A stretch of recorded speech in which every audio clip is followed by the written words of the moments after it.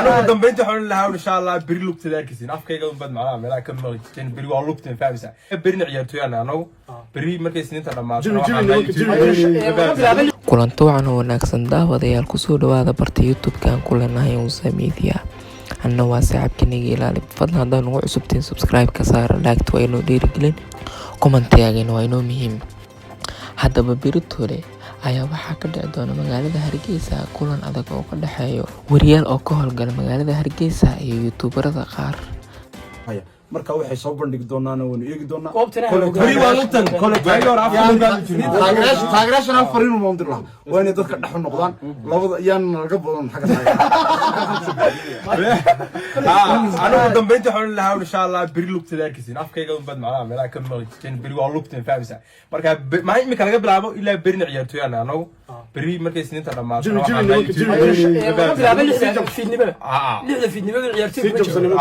marka insha Allah way noo biraadu ilaahay ilaado asxaabtan la sii wadaag sii sheegay dad kubada jeceshay uma kuna da rabtiin aragtid aba kaalay ma haddaba magaalada hargeysa ayaa berito waxaa ka dhici doona kulan aad u adag ah hore waxaa loo yeeray laba dhagaxada la isku dhufto mid baa jabaa haddaba dhageyste adiga isleedahay uu badi doona berito mid baa jaba doona laba dhagaxada la isku dhufto hore loo yeeray mid baa jaba doona adiga wariyaash miyaa taageerta mise youtuberada commentiga waa inoo muhiim halka waxa deela taagan youtuberadii waaweynaa Soomaalida marka ya laacibiinti waxay iska dhigaan laacibiin waana la arki doonaa horta waxay ku soo bandhigi doonaan garoonka ciyaartaas oo ka dhici doonta garoonka Cali Garle waxay la ciyaari doonaan bahda warbaahinta ee caasimadda Hargeysa runtii raggan waxaad inta badan ku aragteen iyagoo hadlaya laakiin bal waxaan sugi doonaa waxay soo bandhigeen disla wixii sheegay 102 gool buu leeyahay waxaan rajaynayaa 104 inuu gaarsiiyo rekoorka sameeyo si ka wuxuu taageero inuu Manchester aanahay Manchester inta lagu kacsiin waxaan doonayaa inaan lugteedu taageeraasha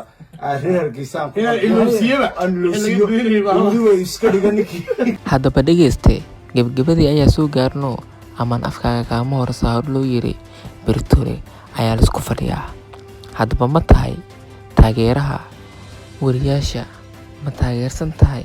ama waxaa taageersan tahay youtuberada haddaba commentiga waa inoo muhiim barnaamijkaas share garay sidoo u gaaro saaxiibada kale sidaas nabadgelyo